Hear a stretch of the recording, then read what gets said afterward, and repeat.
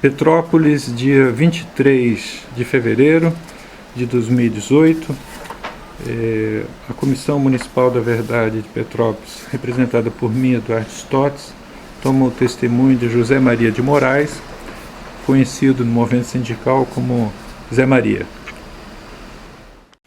Zé Maria, um bom dia. Eu gostaria que você falasse o seu nome completo, o nome dos seus pais, data e local do seu nascimento. Depois, se eu falasse um pouco da sua história pessoal, como chegou aqui em Petrópolis, depois falasse sobre os empregos e, finalmente, sobre o movimento sindical, tá bem? Meu nome é José Maria de Moraes, meu pai chama João da Gama de Moraes e Maria Alexandre de Moraes. Nós éramos uma família constituída de 12 irmãos. Meu pai era lavrador na região de Minas. Qual era o seu local de nascimento? Eu nasci em Barão de Monte Alto, que era um distrito de Muriaé. E agora hoje é Monte Alto que chama, que é uma cidade. Barão de Monte Alto era praticamente uma fazenda, e é onde que o meu pai mais se situou, que ele era um administrador de fazenda. Só que meu pai, depois de um certo tempo, ele passava a viajar muito para conduzir boiada. E com isso ficava muito distante de casa. Nós como era 12 irmãos, meu pai me entregou para minha avó, meu avô. Aí eu vim para Além Paraíba para estudar junto com a minha avó. Eu só ia na minha casa dos meus pais nas férias. Que nesse tempo eu estudei em Além Paraíba, fiz até o 4º ano só, não consegui passar para fazer mais do que o 4º ano, que antigamente era o 4º ano primário, né? Uhum. Não. E de Além Paraíba, quando eu passei 13 anos, eu comecei a trabalhar de cobrador de ônibus. Aí, o senhor tinha 13 anos quando comecei a trabalhar de cobrador de ônibus. Uhum. E trabalhei um tempo de cobrador de ônibus. Nesse meio tempo, meu pai saiu da roça e veio para Além Paraíba, morar em Além Paraíba, onde que ele tinha um açougue para vender carne e tudo, para sustentar a família. Mas nesse tempo o açougue não deu certo, ele foi trabalhar na fábrica de tecido. Lá em Além Paraíba? Lá em Além Paraíba. Como é que era o nome da fábrica? Companhia Industrial.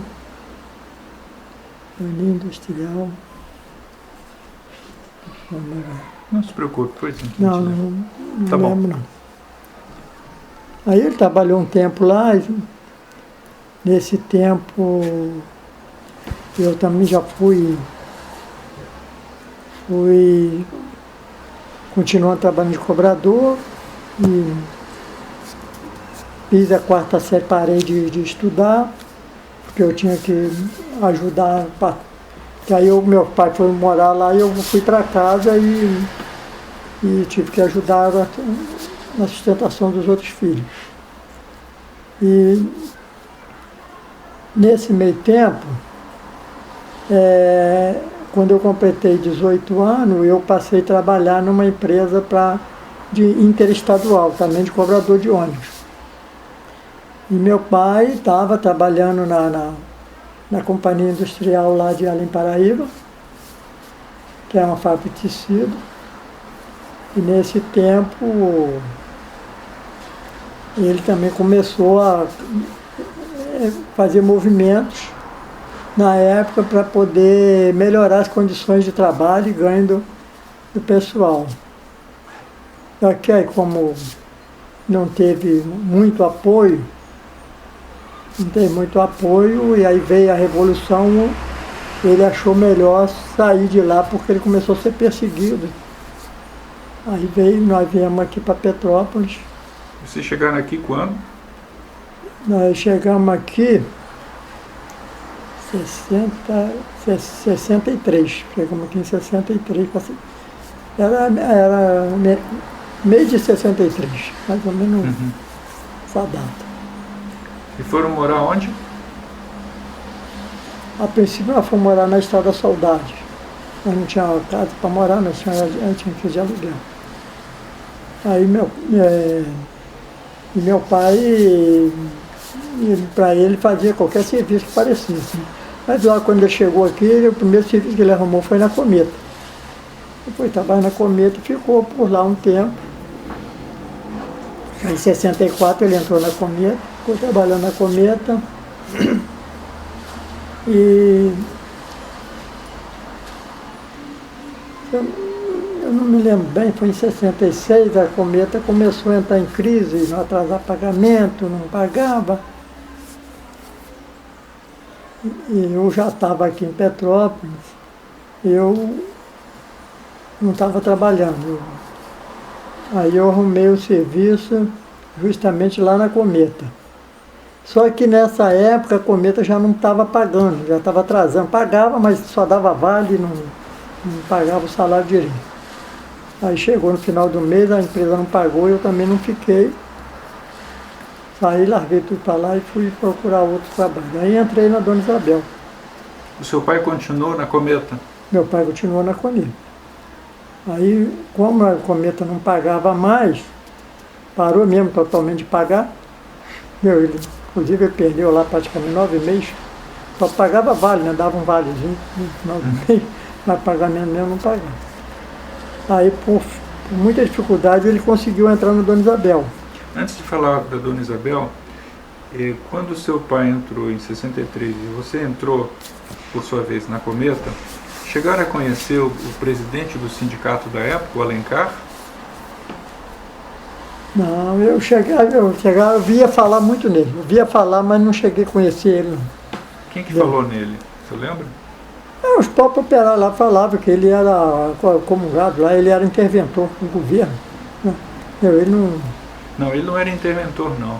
Mas o comentário que tinha dentro da fábrica, que ele era dos Ele foi perseguido.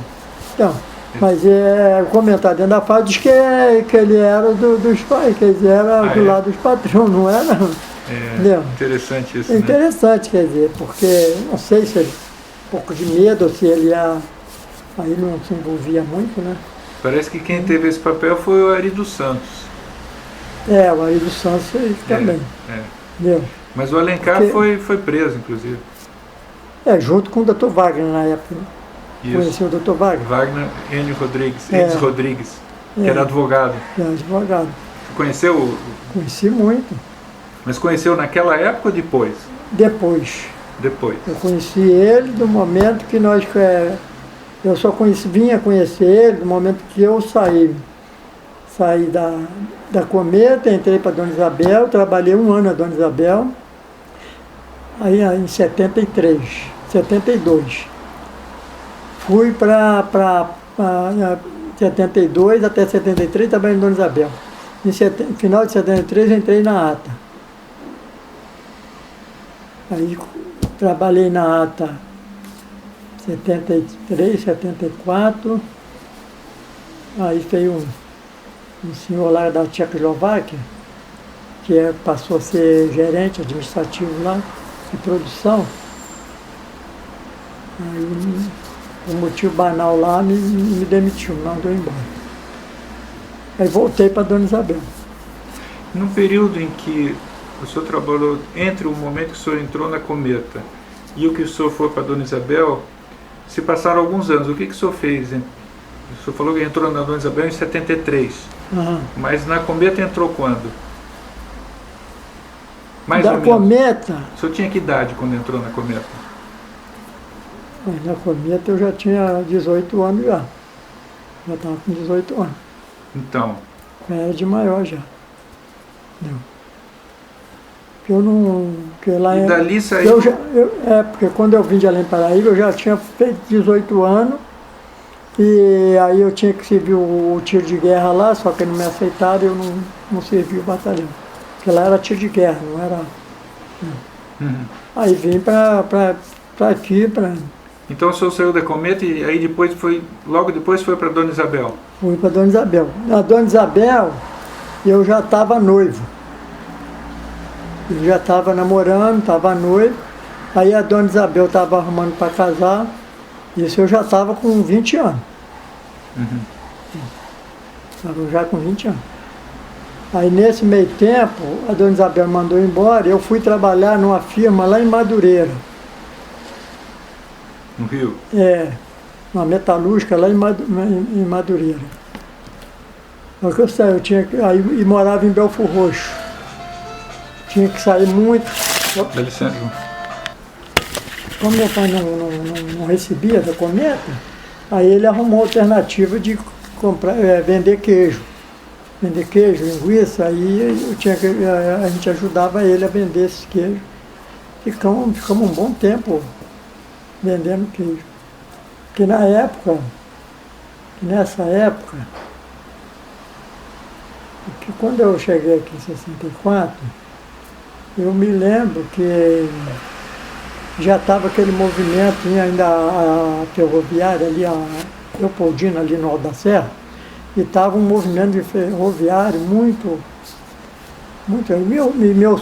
Esse atual meu sogro, eu já conhecia ele, e ele era um pouco assim, meio revolucionário também. Como era o nome do seu sogro? É Paulo de Oliveira Chandretti. E ele era. Sobrenome? Paulo de Oliveira Chandretti. Chandretti.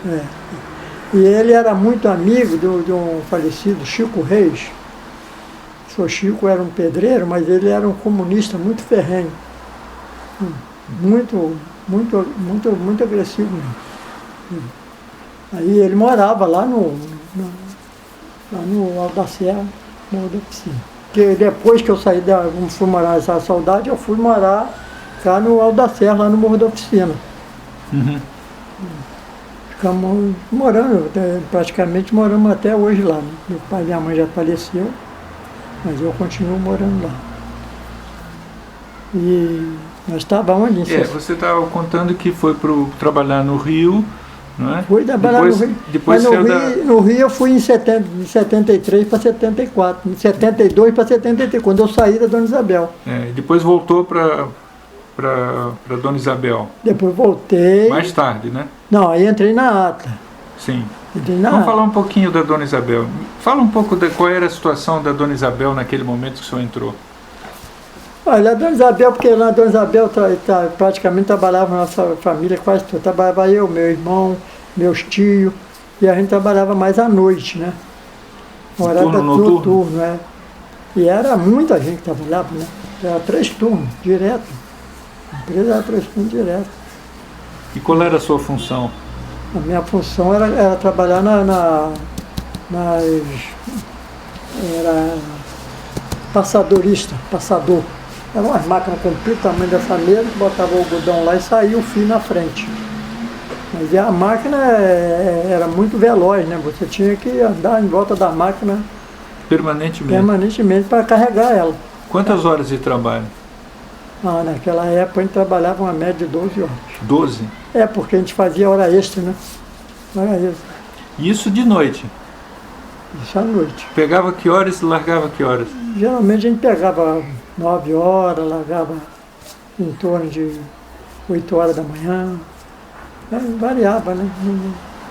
Não era todo dia que a gente fazia, né? Essas 12 horas. Aham. Entendeu? Era uma hora que mais que exigia lá, que a gente tinha que ficar até mais tarde, porque tinha que botar a produção para fora.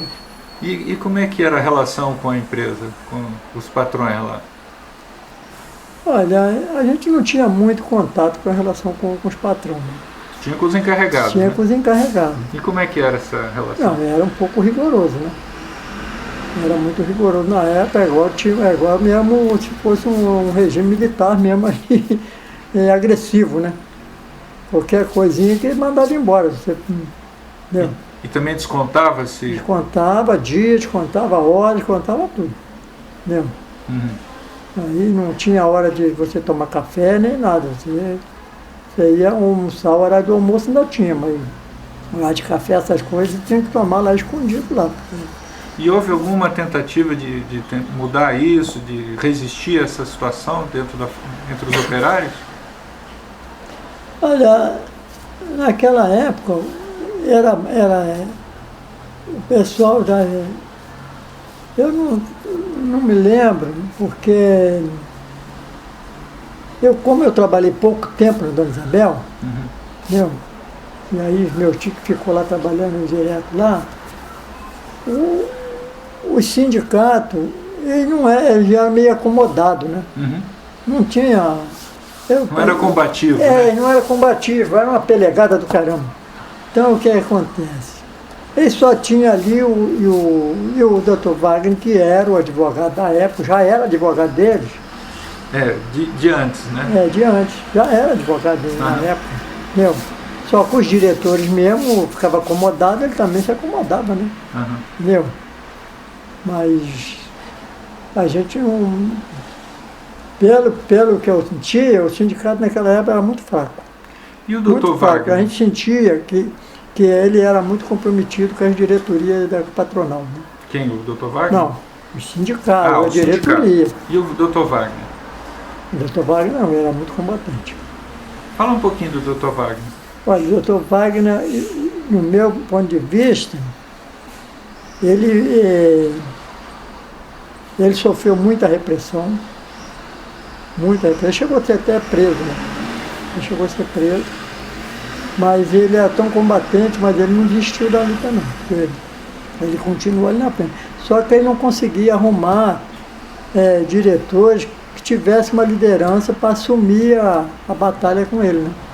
Então ele era um advogado, mas muito atuante, tinha muito conhecimento, entendeu? Muito conhecimento. E um ou outro diretor, que às vezes, igual o Ari eu conheci pouco, entendeu? O Ari eu conheci pouco. Mas a maioria dos dirigentes sindicais que a gente conhecia, por medo, eles se acomodavam, né? O senhor lembra do Wagner em alguma situação específica, assim, de alguma atuação dele específica? Algum momento em que o senhor presenciou a atuação dele? Porque ele foi, inclusive, vereador, né? Foi. Não, porque uma atuação dele mais firme mesmo foi na época que nós já formamos a oposição sindical e que aí, na época, ele ficou neutro. Porque ele tinha o presidente do sindicato, na época, que era o Carlos. Carlos, era o Carlos, o São Antônio e o Arthur. O Arthur que era mais revolucionário na época do sindicato, junto com o Wagner. O Arthur, eu não sei nem se ele vive hoje, que ele também foi perseguido. Na época que o senhor se refere, o senhor tinha que idade, mais ou menos? Olha, essa época eu devia ter mais ou menos... Se eu não me falho a memória, uns 21, 22 anos. Esse bate mais ou menos. Mais ou menos em torno de 1969, 70? Mais ou menos. É de 69 para 70. Não, eu já tinha mais, né? Eu acho que eu já tinha 23 para 24 anos. Porque eu já tinha passado pela Dona Isabel. Entendeu? Por volta de 1972, por aí. Eu já estava na Dona Isabel, foi aí que eu comecei a me envolver com o movimento sindical, entendeu? Que eu ia para lá brigar, cobrar a atitude deles, entendeu? O Wagner era advogado sindical de que sindicatos? O senhor lembra? Praticamente quase todos os sindicatos de petróleo. Mas ele era mais firme em mais qual? Firme dos testes do metalúrgico. Dos metalúrgicos. Teste metalúrgico. O senhor chegou a conhecer o Pedro dos Santos? Conheci. O que você acha da atuação dele? Olha, o Pedro dos Santos, no meu entendimento, na época dele, ele foi um mártir do movimento sindical em Petróleo. Também. E ele também sofreu muito. Ele foi caçado, né? Teve direitos políticos caçado. Entendeu? E ele era muito combativo. Inclusive, ele nos ajudou na época de formar a oposição sindical. Isso já nos anos 80, né? Já nos anos 80. Aham. Ele nos ajudou muito. Entendeu? Nós fizemos muito movimento junto. Uhum. Muito. Ele tinha. Aí o senhor estava contando que o senhor saiu da Dona Isabel, por que motivo? Motivo porque o passador era muito rápido, e o latão do passador aí deu uma arranhada, arranhou no tirar, aí o gerente de produção achou que eu que fui culpado, né? Aí na mesma hora me mandou embora. Não queria nem saber o justificativo. Porque é um prato que eu rodava e ele tinha que estar, não podia ter defeito nenhum, porque senão o algodão agarrava ali e não saía os fios na frente. Uhum. Mandou embora na hora. Aí não. Aí fiquei com muita dificuldade, arrumei na ata. Como é que o senhor entrou na ata? Foi por indicação de alguém? Na ata. Não, na ata eu entrei, não foi por indicação não. Eu entrei mesmo porque eu fui lá, estava fazendo ficha lá e eu entrei como ajudante lá. Nessa época que o senhor entrou na ata, o senhor tinha mais ou menos que idade? Nessa época eu já estava com 24 anos para 25. Uhum. O senhor conheceu uma pessoa que trabalhou lá, inclusive eu acho que atuou junto com vocês, o senhor Pellegrini? Conheci, ué, muito. Então, ele trabalhou na ata também, né? Trabalhou na ata. É. E trabalhou aqui com a gente também. Pois é, eu sei. Trabalhou É porque muito. a gente entrevistou o seu Pellegrini, Aham. figura, né? Aqui. O seu Pellegrini também ele veio da região de Minas, né? Aquele cantão de Minas lá. Meu. Vai Aí. e sai, né? Lá de Vargas. É. Ele trabalhou muito tempo na ata. O trabalho dele é um trabalho muito pesado, né? Na época. Quem também trabalhou na ata foi o Valcir, né? Valcir. Também muito combatente também. Uhum. Vamos falar um pouquinho da ata. Como é que era a ata? Olha, a ata na época, quando era dos brasileiros, apesar de a gente trabalhar muito, mas era prazeroso, era gostoso de trabalhar. Porque o dono da empresa trabalhava junto com a gente ali. E eles chegavam junto, eles não deixavam faltar nada para os empregados. Uhum. A gente podia fazer serão, que eles pagavam tudo conforme a gente pedia. A alimentação não deixava faltar. E isso quando era dos Atanagildo, família Atanagildo. Quer dizer, onde que trabalhava muito funcionário, às vezes a pessoa ficava lá dentro fazendo hora extra, por ficar, porque não tinha nem serviço para fazer. Não sei por que motivo eles deixavam e tal, mas pagava corretamente. Sempre pagava. Mas não tinha aí, a alimentação tinha que ir comer no restaurante fora que eles pagavam lá, né? Não tinha refeitório, não tinha nada não. Entendeu? Aí com o tempo é que foram organizar. Aí nesse meio tempo chegou entra aí o Frei Luiz Sartori. Frei Luiz Sartori, ele via muita injustiça na classe operária de Petrópolis, não só na ata, mas a atuação dele maior foi na ata, mas como nas outras empresas, né? Quer dizer, aí ele começou a criar os círculos operários para tomar conscientização, para lutar por melhores condições de trabalho e de remuneração. Ele trabalhava na ata? Quem? O Luiz? Não. Não. Ele era de Mogi das Cruzes, ele era o Frei Luiz Sartori. Ele era do Circo Operário Católico, que era lá de Mogi das Cruzes. E ele veio para cá para ajudar, na época, a organizar a classe operária aqui em Petrópolis. Porque a classe operária, na época, é, é, quando veio a Revolução, ela ficou muito desorientada, né? Ficou todo mundo perdido, não sabia o que fazer. Então na fase, se eu não me engano, ele chegou aqui em 78, 80, e começou a fazer reuniões nas fábricas. Nas fábricas, organizando grupo, fazia na Ata, fazia na Maco, fazia na Mateus. Mas ele podia fazer isso sem que fosse incomodado, porque não, na época havia uma ditadura militar, né? Não, aí ele fazia isso conforme ele conversava com os patrões, que ele ia fazer uma doutrina cristã. Entendeu? E os patrões aceitavam? Os patrões aceitavam, entendeu? Aí, mas dali com forma de depois a gente sair dali e organizar em outro lugar. Entendeu?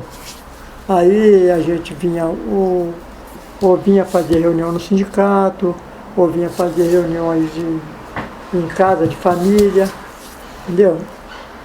Reunião em sindicato só depois que a situação mudou, né? Porque fazer reunião em sindicato... Não, às vezes a gente depois de...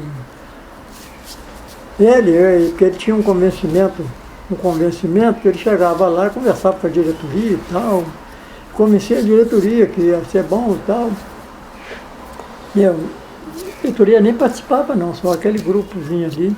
Mas depois, com o tempo, ele arrumou aqui no convento, da Ipiranga, uma casa ali, onde que a gente se reunia ali, na Avenida Ipiranga, aqui naquele convento que tem ali.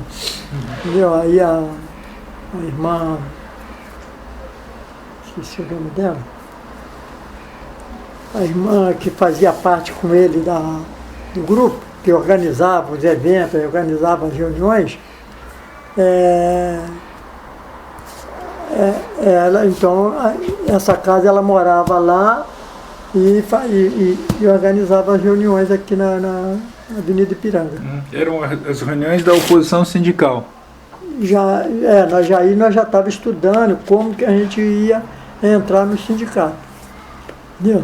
Então isso já foi mais para o final da ditadura, né? Mais do final da ditadura. Já praticamente é porque foi a ditadura. Foi na época do Sarney ou foi antes? Não, porque depois Sarney da ditadura veio o Sarney, né? Depois do Sarney veio o Itamar. 85, né? 85. Não, entra Sarney, depois entra... Foi a partir de 82. Entra o Collor. 82. Então ainda era a ditadura militar. A ditadura acabou em 85. Mas já era uma ditadura militar mais flexível, né? Que era com Figueiredo, né? Com Figueiredo, exatamente. Figueiredo, que já estava mais caminhando para processo democrático, né? Onde que a gente já fazia movimentos já fazia o movimento grevista.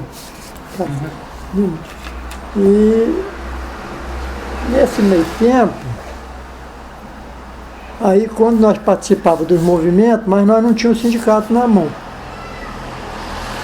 Criava um movimento dentro das fábricas e tudo, começava a fazer greve, aí o sindicato não chegava junto. Fala de uma das greves que vocês organizaram. Conta uma dessas greves. Uma dessas greves, que nós começamos primeiro a fazer a greve na ATA, combustão técnica. Mas quando nós começamos a fazer a greve na ATA, já tinha passado dos brasileiros, dos Atanagildo, já tinha ido para a Mitsubishi, do Japão. E a Mitsubishi, ela não... Como se diz?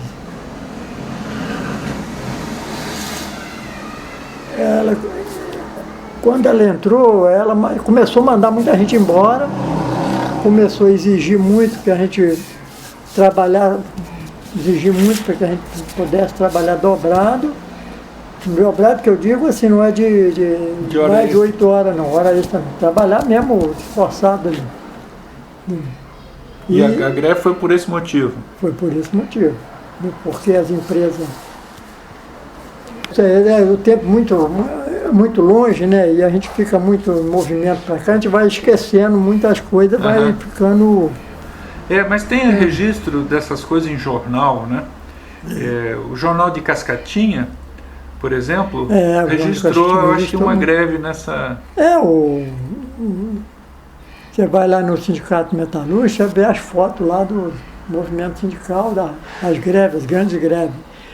Mas a greve, que eu não estou recordando bem, se foi em 84, 85, nós começamos a fazer greve para o setor. Primeiro nós fizemos uma oposição sindical e entramos no sindicato. A partir daí, foi em 82 que nós entramos no sindicato. A partir daí nós começamos, aí nós puxamos o Dr. Wagner para o nosso lado, né? O Dr. Wagner para nos assessorar, porque ele tinha um grande conhecimento, entendeu? Nós quem, Zé Maria? Nós era eu, o Valci, tinha um grupo grande da ATA, o Alfredão. Chegou a conhecer o Alfredão? Não. O Alfredão foi um baluarte na luta sindical aí de Petrópolis com a gente, entendeu? E o Valdir Lima, depois ele começou a pelegar, né? Aí, o Alfredão, como é que era o nome dele? Alfredo, você lembra o sobrenome? Alfredo Pires. Pires.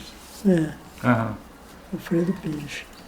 Ele muito combatente, mas muito combatente mesmo.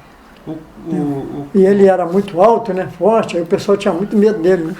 Assim, porque ele impunha respeito, como se dizia, né? Só que era igual eu, praticamente analfabeto. Nós queríamos lutar, mas nós não tínhamos muito conhecimento, entendeu? Não, tinha conhecimento, não tinha instrução, vamos dizer assim, né? No sentido formal, né? Nós não tinha uma experiência tinha grande. problema na prática. Na prática, mas... Aí, de coisa de mexer com leis, aí tinha o Dr. nós Wagner. passamos mesmo para mais conhecimento mesmo da legislação, das leis, do nosso direito, foi da formação de Frei Luiz Santoro. Lei. Ele ficou com vocês um bom tempo. Porque então, ele dava a formação mesmo, dava conhecimento, falava que nós tínhamos que participar, entendeu? O Frei Luiz era franciscano? Era franciscano. Mas Ele, só que ele ainda é vivo ou já não, faleceu. Ele, a irmã também, que esqueci o nome dela, que ela foi até a ouvidoria da Câmara, né? Mas aí, como ela era muito combatente, muito crítica, eles acabaram expulsando ela de lá.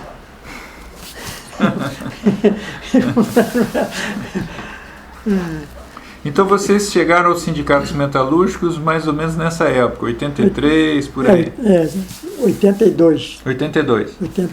E o Carlinhos é dessa época ou é depois? O Carlinhos já era, ele participava da diretoria já, mas lá na base. Tá. Na base. Quem veio, a diretoria veio formada que era eu, Alfredão e Valdir Lima. Valdir era da ferraria. Tinha o Silas, que era da Maco. Nós fomos todo esse pessoal de cabeça. O único que não participava do movimento de formação com o Frei Luiz Santoro era o Valdir, que era da Mateis, que a Mateis era muito fechada, não deixava fazer reunião lá de Como grupo. É que é o nome da fábrica? Mateis, na época. Fábrica de prego, fábrica de prego e cravo.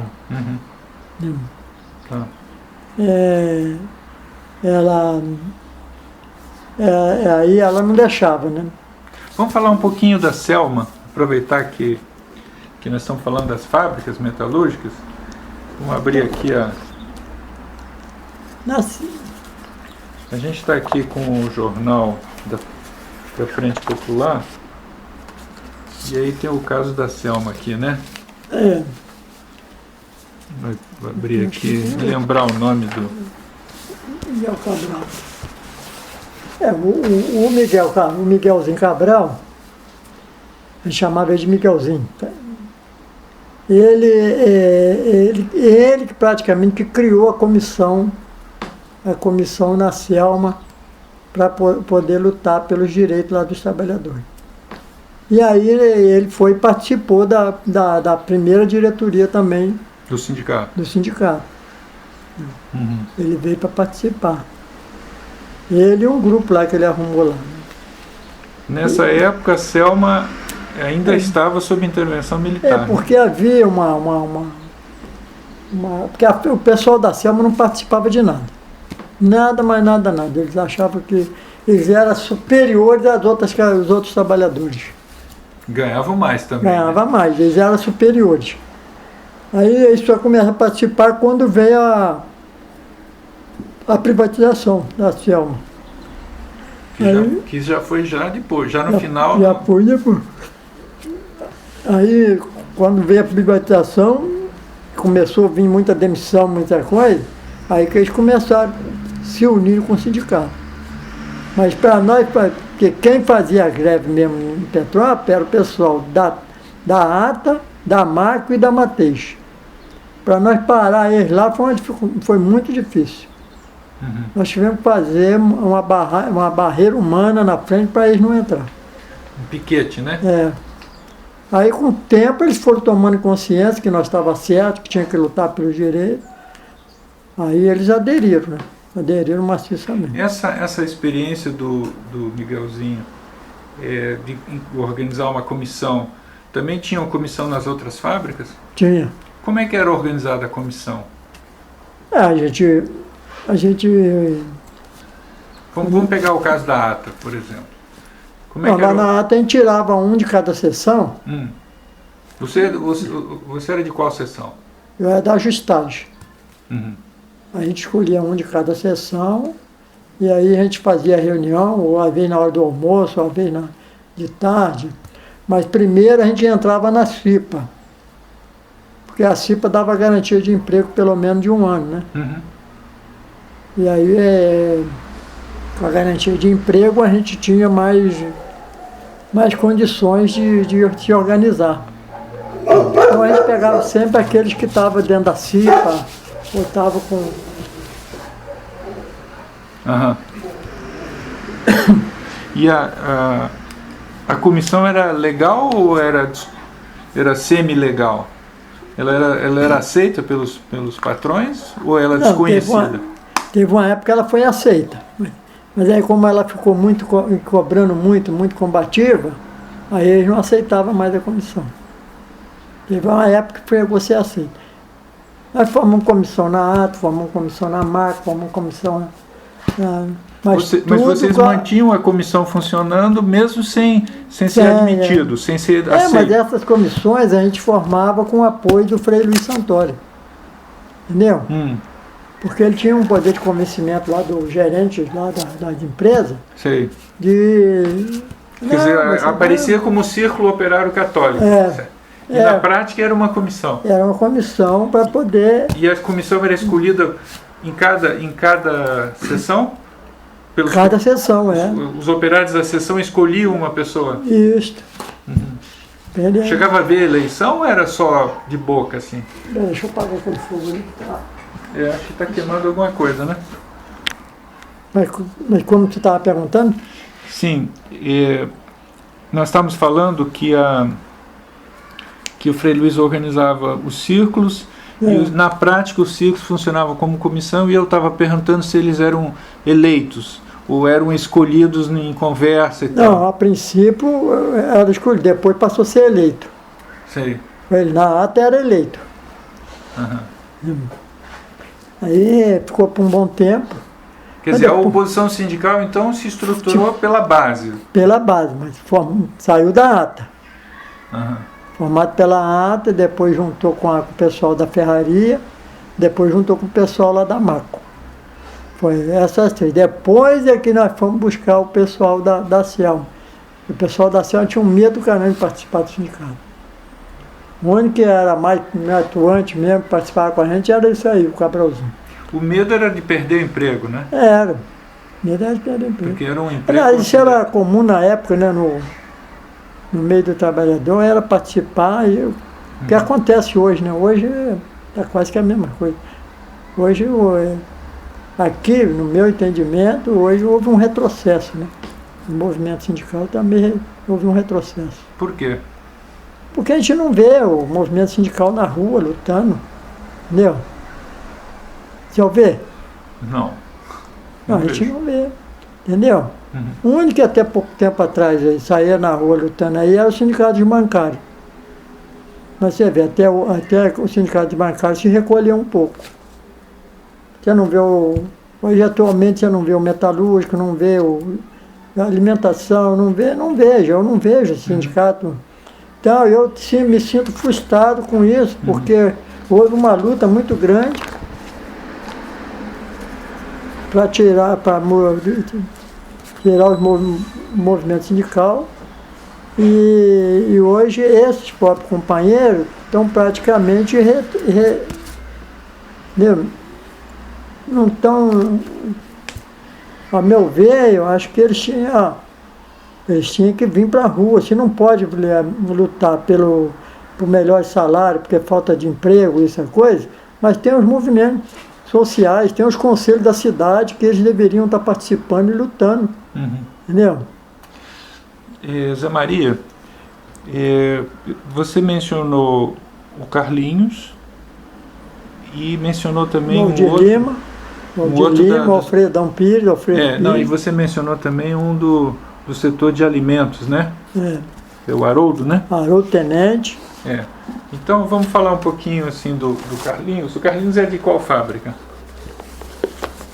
Carlinhos é da ATA também. Da ATA. É. Uhum. Carlinhos é da ATA. Ele também faz parte do mesmo movimento que você fez parte? Mesmo movimento. Era ele, o Pellegrini também participava do movimento, o Alfredão, entendeu? O Balsir. E você fez parte da primeira diretoria? Fiz parte da primeira diretoria. A primeira diretoria foi formada com o Valdir Lima e eu como vice-presidente. Entendeu? Aí nessa primeira diretoria é que nós começamos a revolucionar a classe trabalhadora. Você está falando em revolucionar? Então, aí quando nós tomamos o sindicato, nós começamos a fazer reuniões de porta de fábrica para poder conscientizar os trabalhadores que eles tinham que ir para a Assembleia para reivindicar os seus direitos. Uhum. E aí os trabalhadores começaram a ter consciência e começaram a participar ativamente das assembleias sindicais. Uhum. Nessa época nós chegávamos a botar 1.000, 2.000, chegamos a botar 3.000 trabalhadores numa assembleia. Uhum. E eram de quais fábricas que eles eram? Não, aí já tanto da Mateus, que trabalhava muita gente na Mateus. Quantos empregados tinha a Mateus? Na época tinha uns 1.200 empregados. Uhum. Era igual na ATA, né? A ATA também era nessa faixa, 1.200. A MAC tinha uma média de 400, 500. A Marco, ela produzia máquinas para têxtil, né? Têxtil, Uhum. Mas porque o polo industrial metalúrgico era muito forte em Petrópolis, né? Mas depois aí veio a era das entregas das indústrias brasileiras para as multinacionais. Aí foram eliminando os trabalhadores, tudo que começou a entrar a tecnologia, né? E a gente foi... Mas naquela época, o movimento... Aí né, o que acontece? Quando nós começamos a mobilizar os trabalhadores, porque os trabalhadores não tinham direito. Não tinha direito à refeição, as horas extras eram muito mal pagas, não tinha insalubridade, nós trabalhávamos em péssimas condições, não recebia salubridade. E aí, alguns pontos das pautas de reivindicação, a gente conseguiu mobilizar os trabalhadores porque eles viram que era uma coisa justa que nós estávamos reivindicando. Uhum. E com isso, nós conseguimos, na época, bons acordos coletivos fizemos acordo coletivo, que deu uma estrutura melhor aos trabalhadores, por exemplo. As empresas, na época, não pagavam a salubridade. Por exemplo, a ATA tinha um processo na justiça que já rolava há mais de 15 anos. 15 anos e não se resolvia. Aí a gente procurava ver por que não resolvia e tal, nós fazíamos greve, isso e aquilo. Aí fomos buscar a federação na época, que era lá em Niterói, o presidente era o senhor Francisco Belpar, e que aí, com muita dificuldade, nós botamos ele para trabalhar, que era um pelegão do caramba. Mas aí, com muita pressão, né, ele teve que vir daí. Mas mesmo assim, a gente não conseguimos assim, resolver os problemas que mais afligiam os trabalhadores, que era receber a insalubridade, era receber melhor a remuneração de hora extra, era diminuir a jornada de trabalho. São pontos que demandou muita luta. Por exemplo, para poder a gente conseguir receber a salubridade da ATA, que já estava há algum tempo, entendeu? Nós tivemos que pedir a interferência do desembargador, que era o José Alves Ratti, pai do Paulo Ratti, que era desembargador na época. E como o Paulo Ratti naquela época era o prefeito da cidade, ele tinha interesse de se recandidatar, nós exploramos esse lado dele. Entendeu? Aí nós pressionamos ele foi marcou uma reunião com o pai dele. Na casa do pai dele aqui na Ipiranga. Certo. Aí, não sei se tu lembra que ele morava ali. Não, eu não vivia aqui nessa época, não. Não. Aí ele conseguiu desengavetar o processo. Aí nessa época, a ATA teve que desembolsar um dinheiro bom para os trabalhadores. Aí muitos trabalhadores saíram até da empresa, montaram empresa própria por conta deles, entendeu? Criaram a sua independência, porque receberam uma grana boa. Depois veio o processo da Selma, onde o Cabralzinho, que era a liderança lá, junto com outro grupo, né? Não era só ele, tinha um grupo. Mas ele era o mais... Tinha mais gente na Selma? Tinha. Você lembra? Lembra dos nomes? Tinha o Beto Fuscão, que a gente fala que era o Beto. Eu estava com ele aqui. Não, é porque eu tenho que voltar um pouquinho. Aí, ele...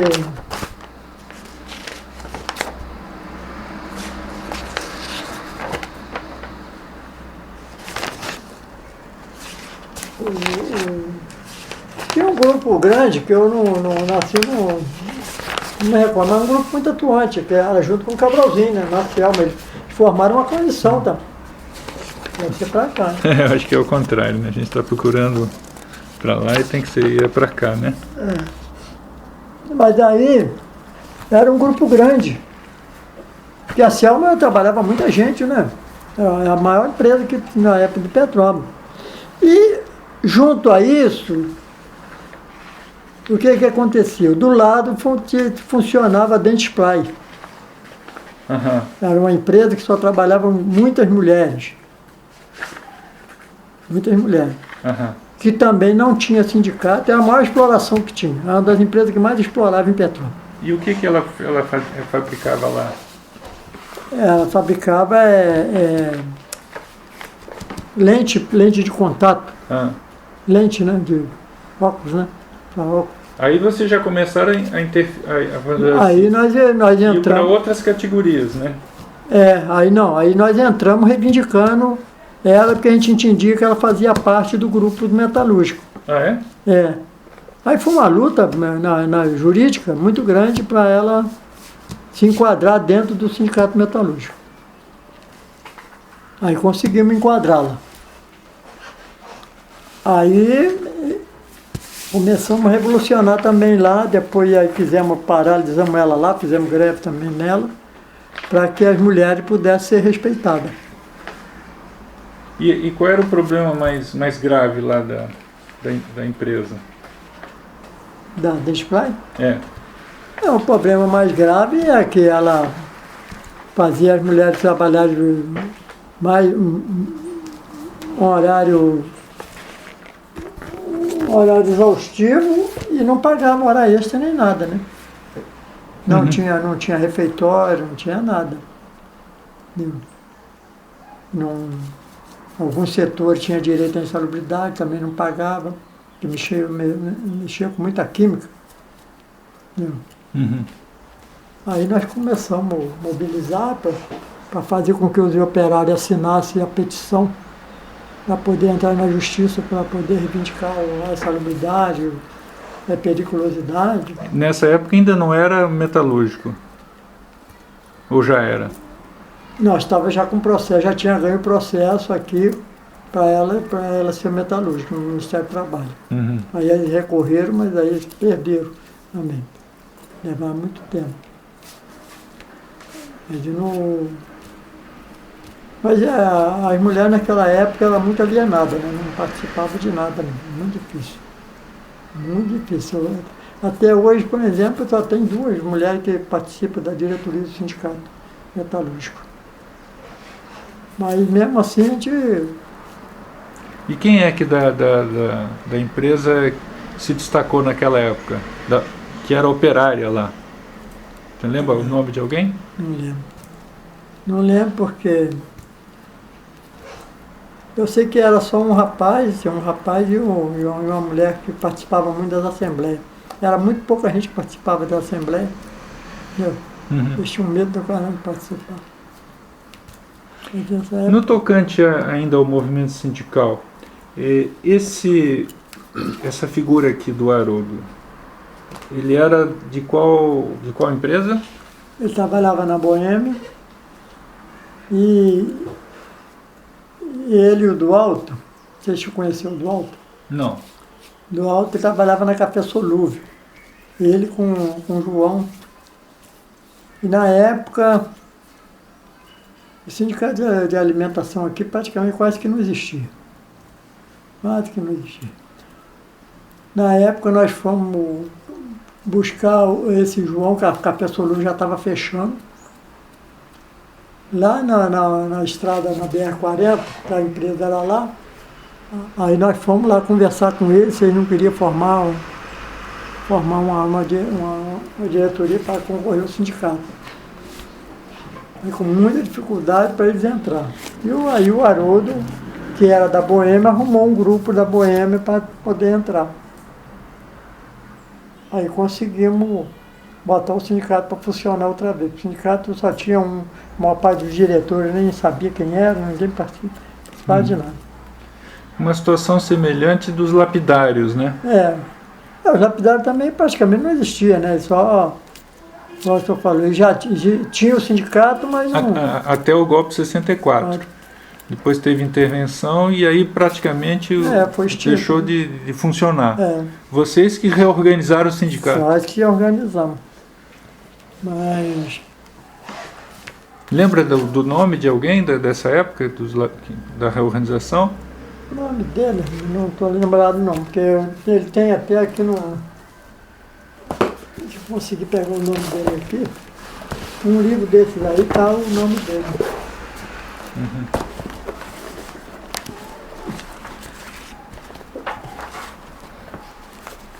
Os porque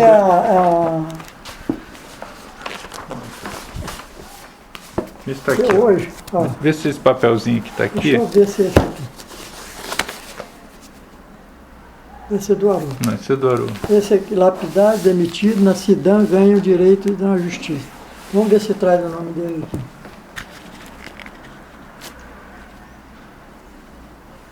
Os lapidários eram uma categoria de trabalhadores em joalheria... joalheria e lapidação de pedras preciosas. De pedras, né?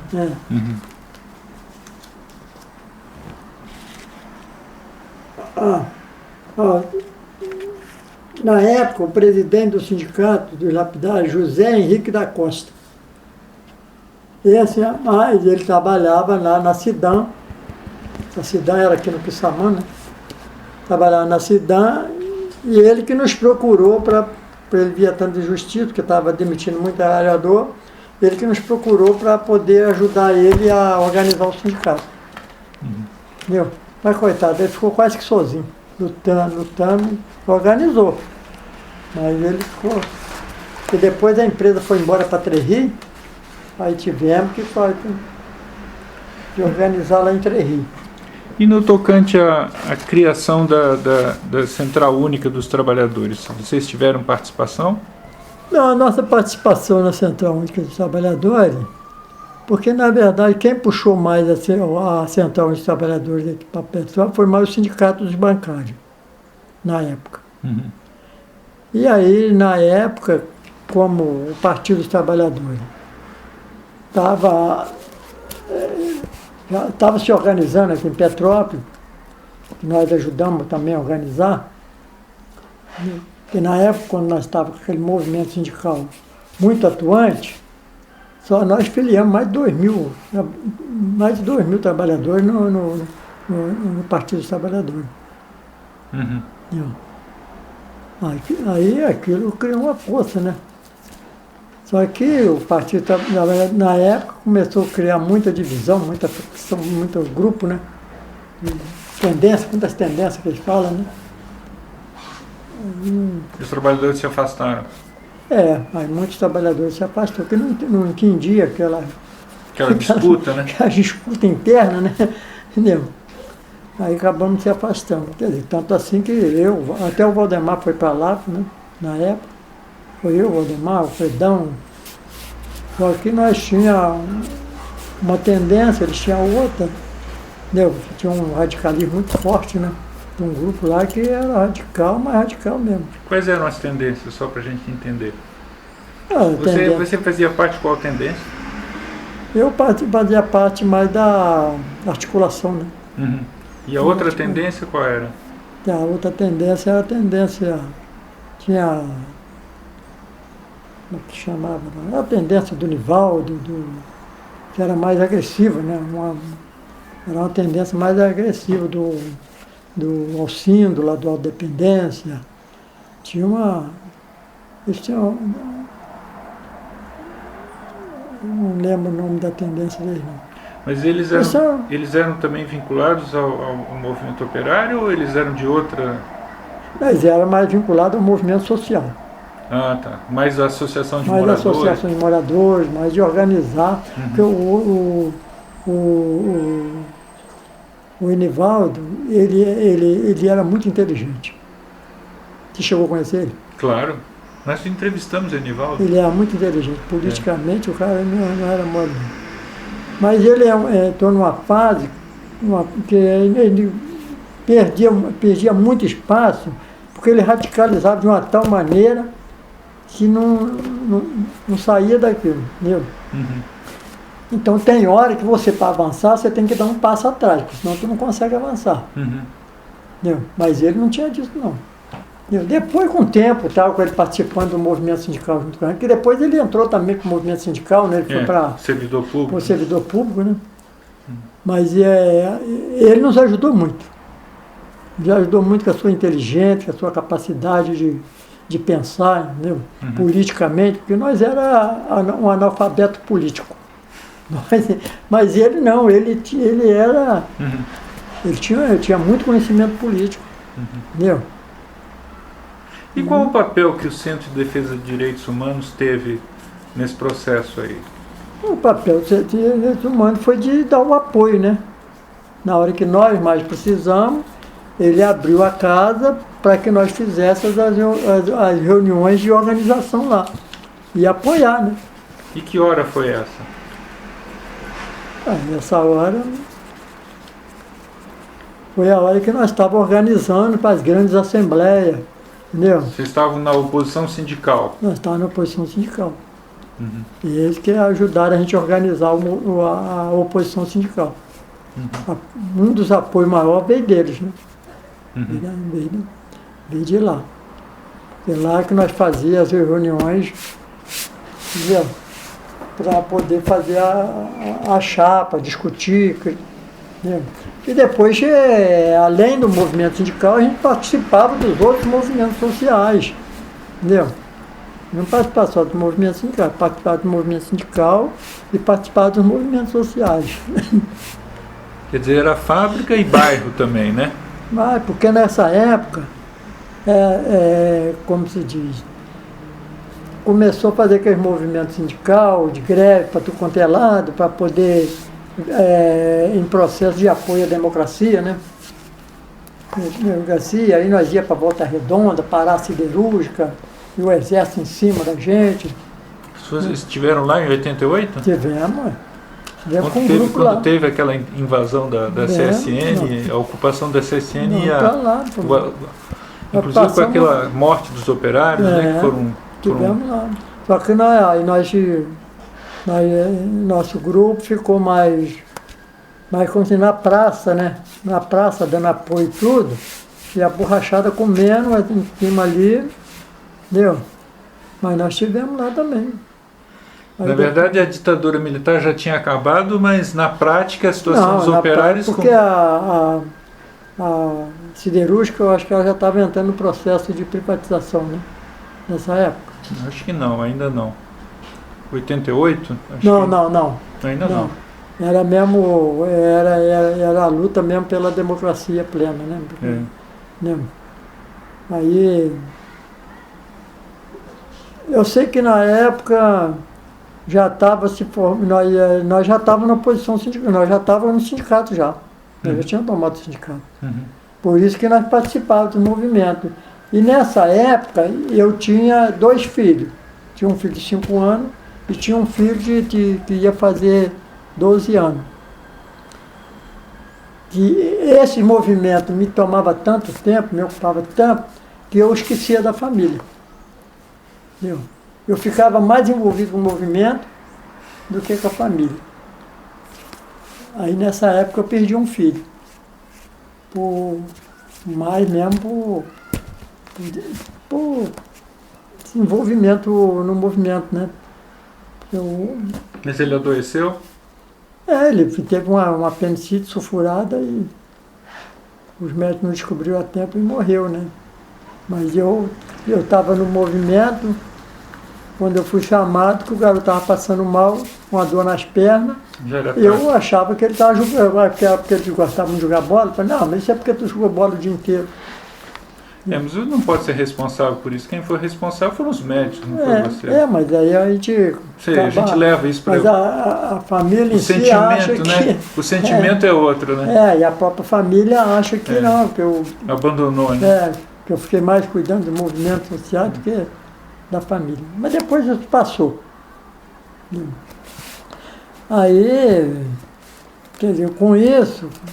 Você sabe que quando a gente se envolve, se a família não se envolve, você cria muito conflito, né? É verdade. Conflito. É verdade.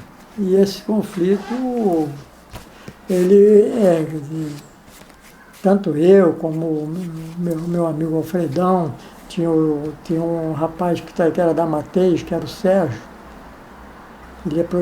hoje ele era projetista, muito lutador, um dos baluartes também na luta. Só que ele ficou doente, ele pirou. Porque ele ficou muito envolvido com o movimento sindical, greve para aqui, greve para ali, entendeu? E ele acabou pirando.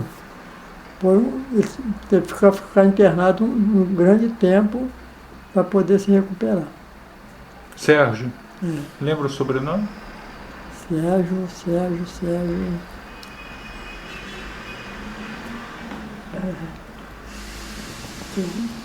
Ele era também da mesma empresa? Trabalhava na Mateis. Mateis. Sim, é verdade.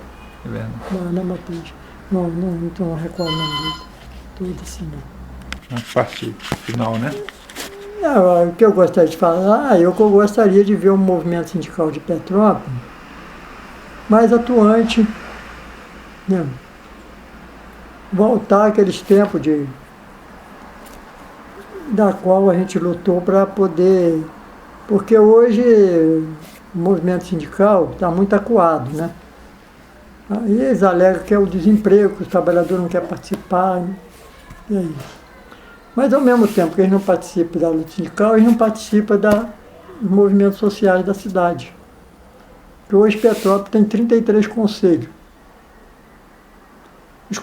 Hoje os conselhos é que alguns são deliberativos, que dá a direção das políticas públicas do município. Mas se não participa, se a sociedade não participa, os políticos fazem bem o que bem entende. Uhum. Né? Quer dizer, não adianta se você organizar, criar conselhos, mas se não tiver uma sociedade atuante participando. Uhum. Como é que você avalia os 21 anos que durou a ditadura militar? Como é que você avalia? Qual é a sua... Olha, os 21 anos de ditadura militar foi uma das épocas mais sofridas da classe operária. Porque muitos trabalhadores, muitos dirigentes sindicais, praticamente tem dirigente sindical ainda que está desaparecido até hoje, que ninguém sabe do paradeiro deles. Não aqui em Petrópolis? Não aqui em Petrópolis, entendeu? Uhum. Mas eu tenho conhecimento de alguém nesses interiores aí, tem ainda dirigente sindical que a família não sabe nem como é que foi. O senhor lembra de algum lugar em especial? Não, eu lembro mais ou menos de Além Paraíba, né? Onde que eu mais atuei, né? Lá tem gente desaparecida. Ainda tem gente desaparecida até hoje. Porque era dos ferroviários ou não? Não, mas da área teste, né? Porque ali era mais uma área teste mais forte. E tinha também a Leopoldina, né? Tinha também o ferroviário. Mas os testes lá naquela época era mais combatente, né? Mais atuante. Entendeu? Então foi um período de sofrimento. Foi um período de sofrimento. Mas a opinião dos trabalhadores não necessariamente é a mesma do movimento sindical, né? Não, não é. Depende muito de luta, né? Depende muito de luta. Muito de luta. E essa luta para acontecer, a pessoa tem que ter consciência daquilo que está lutando. Se é justo ou se não é justo. Então o que acontece? Geralmente, existem muitas leis, mas as leis dependem muito de quem interpreta ela. E a lei ela pode ser justa como ela pode ser injusta. Entendeu? E em nome da lei, eles às vezes usam a lei para oprimir o povo. Muitas das vezes eles usam a lei para oprimir o povo. Só que são leis que é injusta, que não foram feitas democraticamente pelo povo.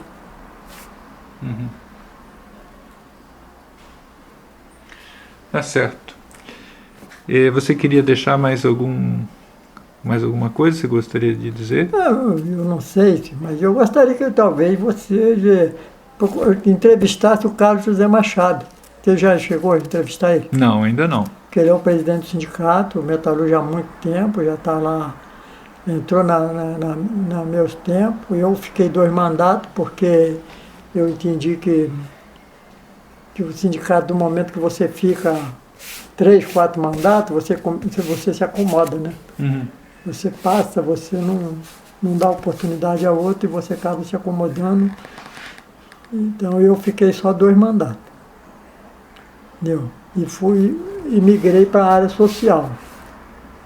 Aqui na área social, eu estou aqui nessa entidade aqui, eu entrei para aqui. Essa entidade é o CEOP, né? Só para eu entrei para aqui em 93, no CEOP. Trago pelo meu amigo Alfredão Pires, que ele foi o primeiro que veio para cá, porque nós era do movimento sindical muito combatente, e do momento que nós fomos mandados embora da ATA, nós largamos o sindicato, porque tanto ele como eu, nós saímos, ficamos 2 mandatos e saímos. E nós fomos mandados embora da ATA. Aí nós não arrumávamos emprego mais em lugar nenhum. Aí o Valdemar convidou o Alfredão para vir trabalhar aqui, em 92. Para vir ajudar a organizar as comunidades. Aí em 93 o Alfredão me convidou para vir para cá e o Valdemar pediu também que era para me ajudar aqui no CEOP aqui. Uhum. Nós somos todos voluntários aqui, recebemos uma ajuda de custo quando tem. Quando não tem, nós somos voluntários. Uhum. Só para registrar, o Valdemar, no caso, é Valdemar Boff. Valdemar Boff, irmão do Leonardo Boff, uhum, que foram os dois fundadores do CEOP. Uhum. Mas o diretor principal é o Valdemar Boff. Ele que criou todas essas... o CEOP criou aqui em Petrópolis uma média de 12 centros comunitários que depois se transformou em creche. E ajudou a organizar muitas associações de moradores na época, que não tinham. Uhum. Hoje, quer dizer, esses centros comunitários, hoje eles estão mais na responsabilidade da prefeitura. Alguns das associações de moradores, mas a maioria estão com a prefeitura, porque é a prefeitura que detém o poder do dinheiro, né? Então, ela que arrecada os impostos tudo, mas é função dela mesma cuidar do povo, né? Uhum. Entendeu? Mas antes não tinha. As periferias de Petrópolis eram totalmente abandonadas. Eles só cuidavam do centro histórico. Como cuida até hoje, né? Uhum. Se você fosse deixar um recado para quem vai ouvir essa entrevista, que palavra você usaria? A palavra que eu usaria é que é para o povo, para as pessoas não desistirem da luta. Tem que estar sempre lutando por melhores condições de vida e por direito. Porque ninguém consegue nada de mão beijada, não. A pessoa só consegue as coisas com luta e com convencimento. Você tem que ter conhecimento para convencer as pessoas do que você está reivindicando é justo. Entendeu? Tá certo. E chega de nós ser um povo oprimido pela ganância de alguns. Tá certo. Muito obrigado então, Zé Maria. Um bom dia então.